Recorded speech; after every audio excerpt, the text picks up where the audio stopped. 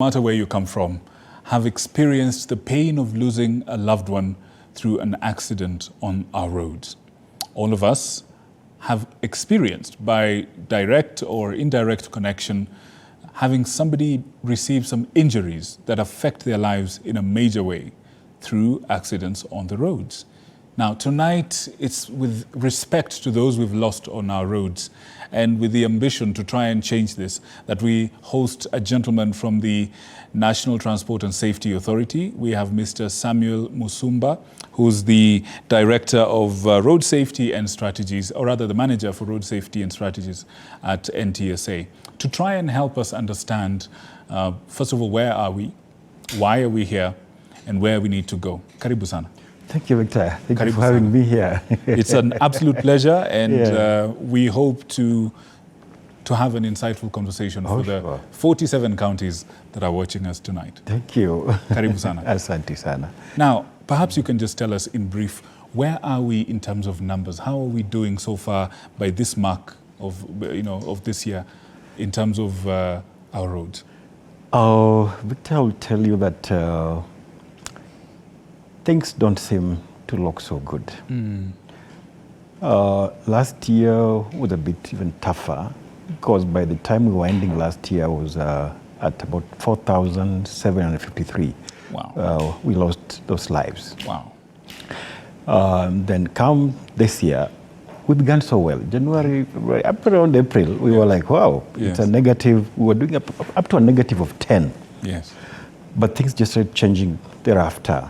Although we have a reduction a little bit of about negative about 6 there, but still the number is worrying. The number is worrying. As we speak right now, just looking at the numbers, we are at already 3,543. Wow. That tells you that things are not sitting so well. Things are not sitting so well. We're looking at December, which is just a couple of weeks away from. And this is actually a time when a lot of people travel. Absolutely. The schools are closing. Absolutely. And Kenyans really travel. I mean, that's for a fact. We're committed. We're committed travelers. People are already thinking, hey, where am I going for Christmas and this kind of thing, which is a good thing. It's okay. But then just how are we traveling? I think that is the question we'll be asking ourselves. And so every time we look at December, then it's a peak period for us, it's a spike period for us. And looking at the numbers where they are now, we're saying, hey, if we don't do anything now, if people don't get to control come this festive season, we're going to have a problem. We're going to have a problem. And the rains are also here. The rains are here, El Nino. Yeah.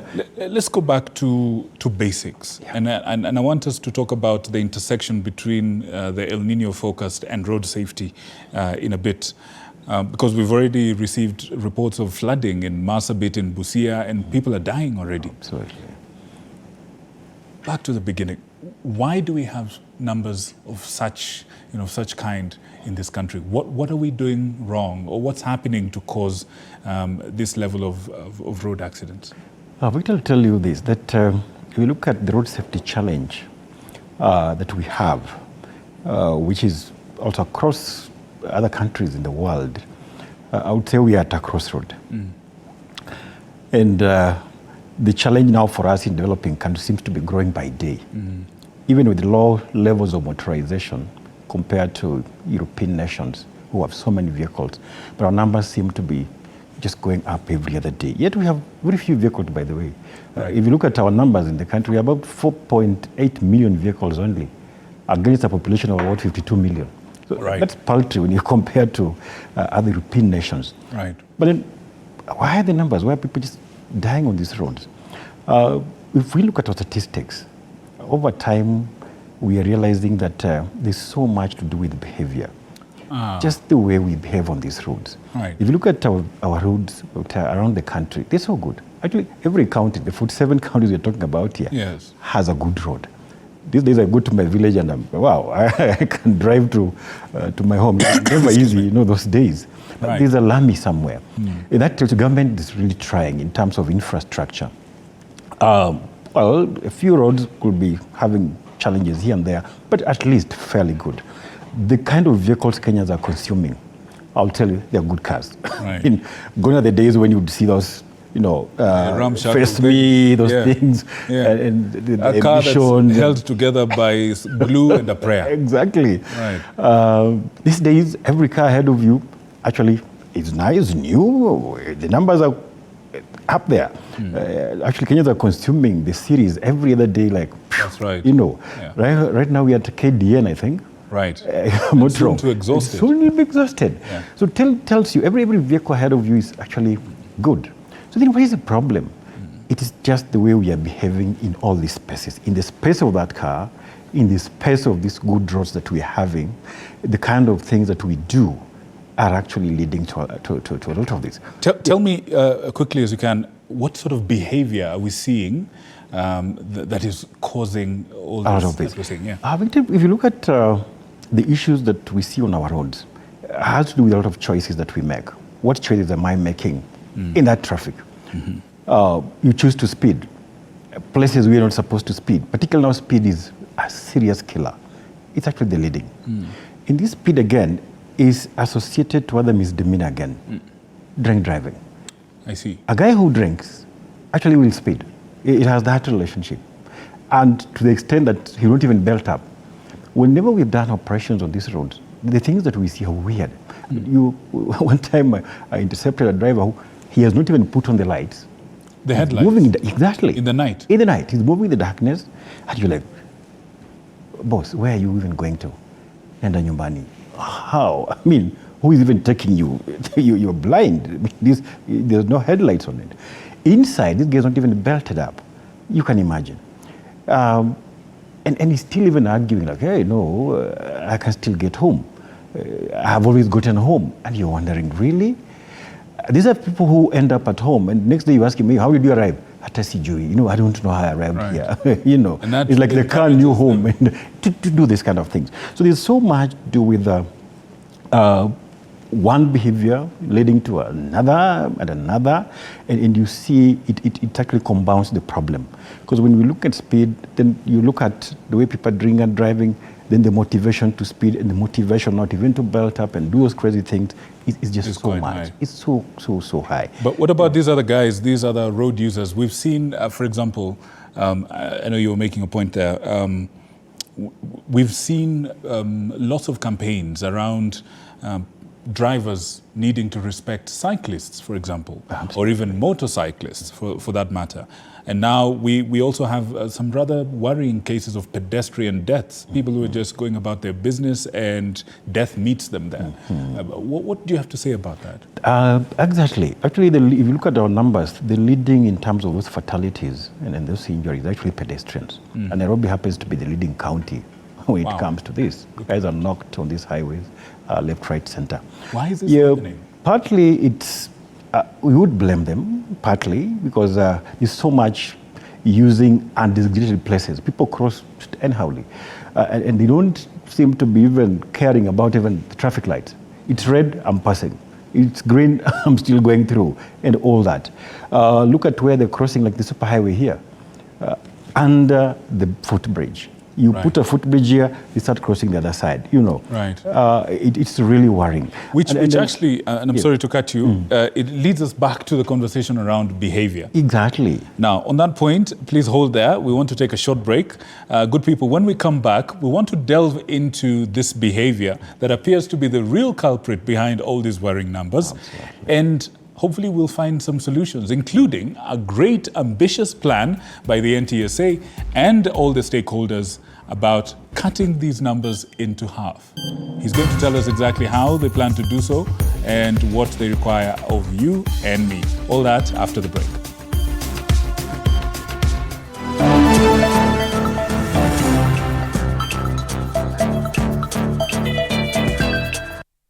Good evening. If you're joining us right now, we are at the midpoint of Insight tonight, and we're talking about road safety. That's our focus tonight, and we have Mr. Musumba from NTSA here to talk to us about that. And before we went on break, you were telling us that it looks as if the key culprit to the rising numbers of road accidents is our behavior. Our drivers, our passengers, our pedestrians' behavior. Now, we are a fairly prosperous country, by the grace of God. We have good roads, and they're getting better.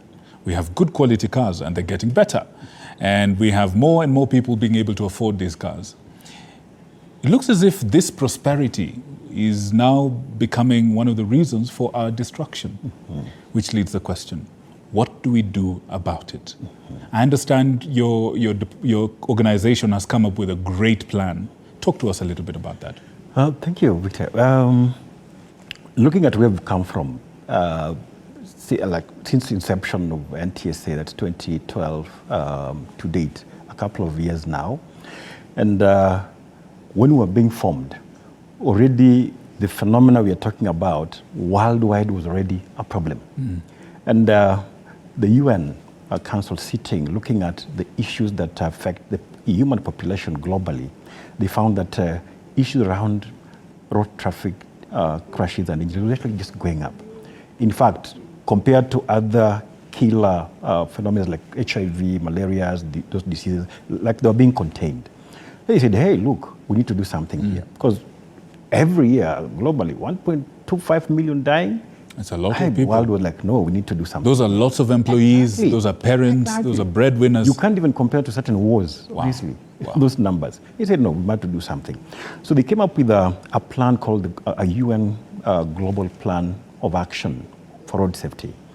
And in that plan, the proposal was that, hey, each country works towards a reduction of 50% of these deaths. That plan has been there last 10 years. It didn't work. We didn't achieve those numbers. Right now, again, the resolve, again, is still there.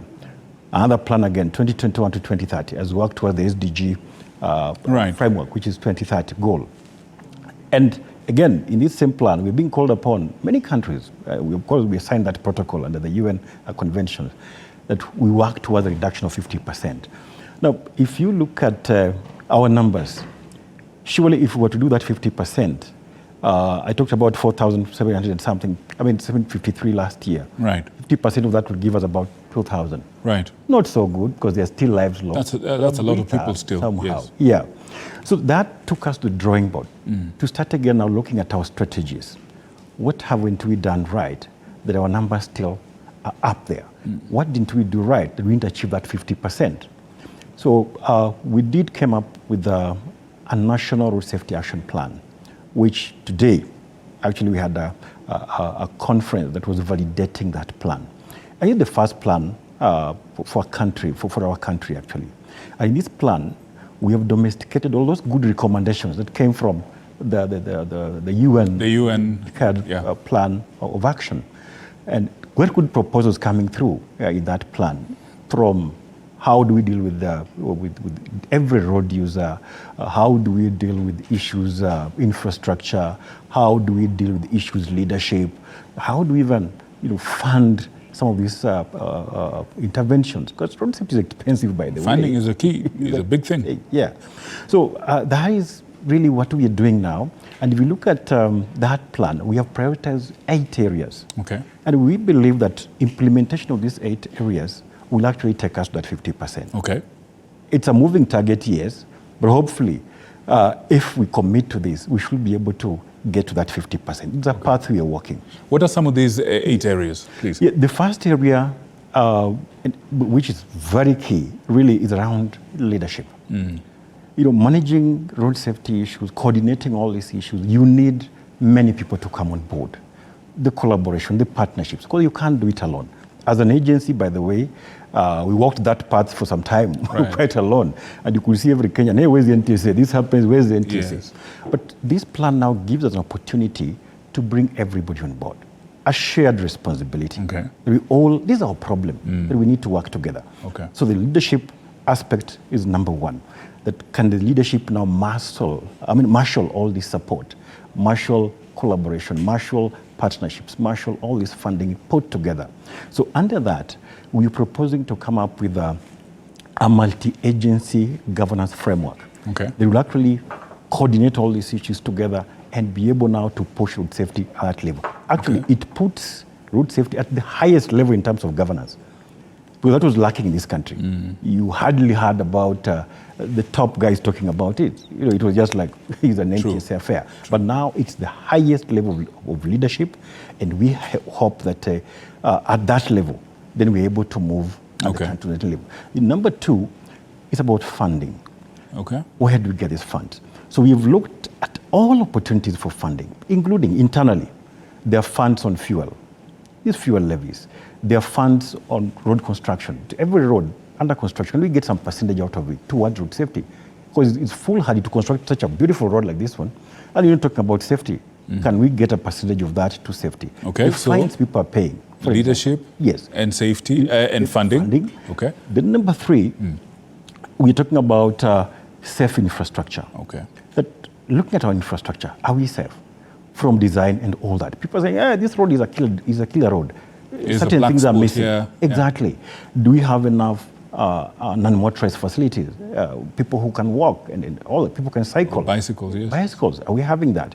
The kind of designs now we're proposing here should actually be responsive to the needs of these users. Okay. And the next one is safer vehicles. Okay. How do we ensure that as a country we get the right vehicles in place? We are consuming second-hand vehicles, actually, ex-Japan vehicles. Right. But are we safe in those kind of vehicles? Okay. What are the standards? The bodybuilding standards. For buses and for trucks. Buses and trucks. Okay. Why would we have a bus going down in an accident and everything just goes off? It rips off and all that. Right. It tells you some standards are missing. Then there's a whole issue around risk assessment. All right. A lot of these spaces that we are using, so risky. These roads, are we auditing enough? Are we able to get that information and say, hey, look, development is here, urban planning, people are now coming up with a lot of constructions around the roads and all that. In that space, how are the road users now accessing, for example, these facilities? Are they safe in that space? So we need that information.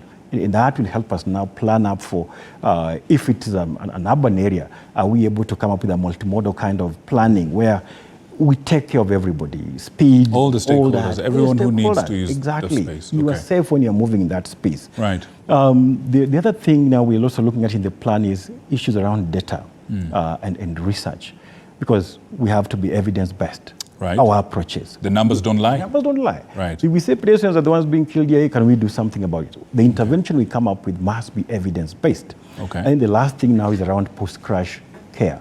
That you see. Right. That's a big issue. How do we handle these emergencies? Now, I see what you mean when you say multi-sectoral. Exactly. Because now NTSA does not do that by themselves. Exactly. You've got to partner with the health infrastructure, the emergency first responders, and so on. I see.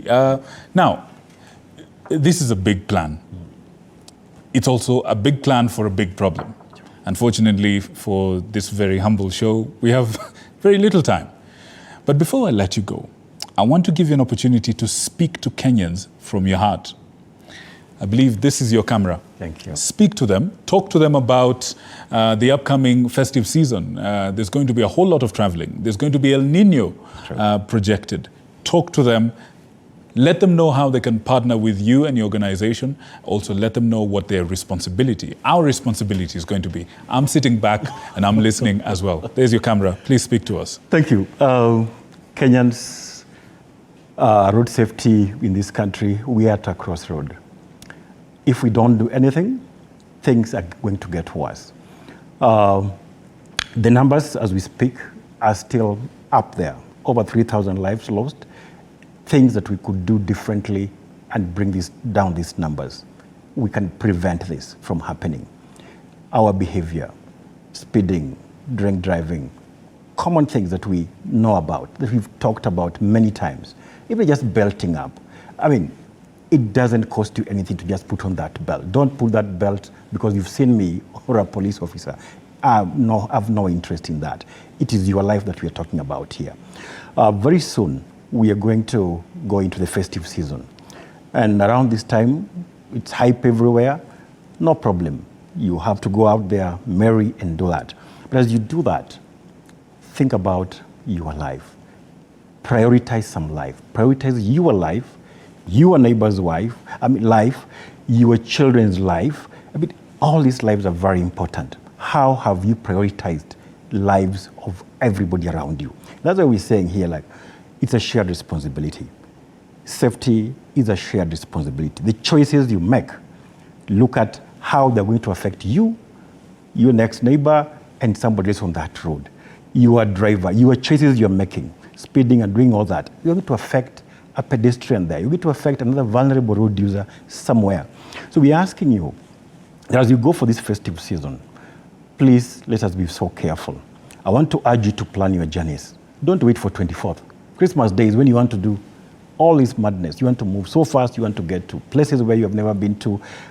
You flout all the rules and all that.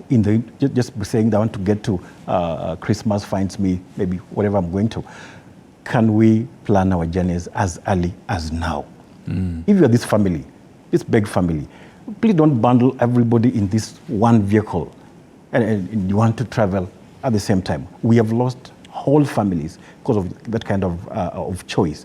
Please plan your journey very well in good time. Let other people travel earlier than others. Let other people live to tell the story, not all of us perishing. So I want to wish you already early enough, Merry Christmas. But as you do that, let us do it responsibly. Right. We need you. We need each other very responsibly. Right, Yeah. right. I like that. Thank you very much for that. In fact, yesterday somebody said, you shouldn't try to die. Who's going to help us pay the taxes? You know? And on that note, good people, you've heard the message. To add anything to it would be to take away from it. Be your brother's keeper and be careful on these roads. Obey the rules and the rules will protect you. My name is Victor Muyakane, and I thank you, Mr. Musumba, for joining us. Please come again and spread the message. Sure. Indeed. Sure. Thank you so much for choosing us to inform you this evening, and thank you for paying attention to Insight tonight. Up next, VAR with the great Ahmed Bahaj and the TV47 supercharged sports team. If you're a fan of sports, sit tight. We're coming up in just a short while. Good night and God bless you.